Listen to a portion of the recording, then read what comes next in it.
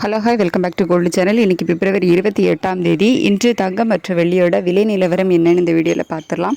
நம்ம காலையில் போட்டிருந்த வீடியோலே சொல்லியிருந்தோம், தங்கம் மற்றும் வெள்ளி இரண்டுமே சர்வதேச அளவில் ஒரு கணிசமான விலை ஏற்றத்தில் தான் இருக்குது. இந்திய ரூபாயோட சப்போர்ட் லெவலில் நமக்கு இல்லாமல் அதுக்கு ஆப்போசிட்டாக வீக்காக தான் இருக்குது அப்படின்ட்டு. ஸோ நம்ம சொன்ன மாதிரியே இன்றைக்கி தங்கம் மற்றும் வெள்ளி இரண்டோட விலையுமே ஒரு கணிசமாக விலை அதிகரிச்சிருக்குது. 22 கேரட் ஆபரண தங்கம் ஒரு கிராமுக்கு 300 ரூபாய் விலை அதிகரித்து 17,200 ரூபாய்க்கு ஒரு கிராம் விற்பனை ஆகிட்டு வருது. ஒரு சவரன் 2,400 ரூபாய் விலை அதிகரித்து 1,21,600 ரூபாய்க்கு ஒரு சவரன் ஆபரண தங்கம் விற்பனை ஆகிட்டு வருது. அதுக்கடுத்து 24 கேரட் சொக்கத்தங்கம் ஒரு கிராமுக்கு 327 ரூபாய் விலை அதிகரித்து 16,582 ரூபாய்க்கு ஒரு கிராம் விற்பனை ஆகிட்டு வருது.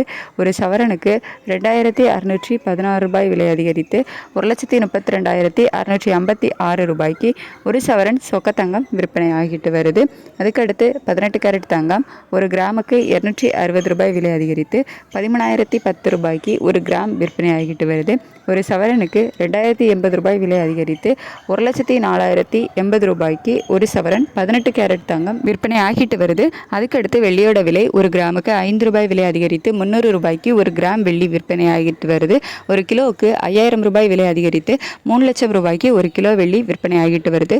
தங்கம் மற்றும் வெள்ளி இரண்டோட விலையுமே இன்னைக்கு விலை அதிகரிச்சிருக்குது. ஒரு கணிசமான அளவிலே விலை அதிகரிச்சிருக்கு. நம்ம சொன்ன மாதிரி தங்கம் மற்றும் வெள்ளி இரண்டோட விலையும் சர்வதேச அளவில் அதிகரித்து காணப்பட்டது. அது மட்டும் இல்லாமல் US டாலருக்கு நிகரான இந்திய ரூபாயோட மதிப்பும் ஒரு 15 பைசாக்கிட்ட வீக்கானதான். ஸோ இந்திய ரூபாயோட சப்போர்ட் லெவலும் நமக்கு இல்லை. சர்வதேச அளவிலையும் இரண்டோட விலையுமே அதிகரித்து காணப்பட்டது. அப்படிங்கிறது காரணத்தினால இன்றைக்கி தங்கம் மற்றும் வெள்ளி இரண்டோட விலையுமே அதிகரிச்சிருக்கு.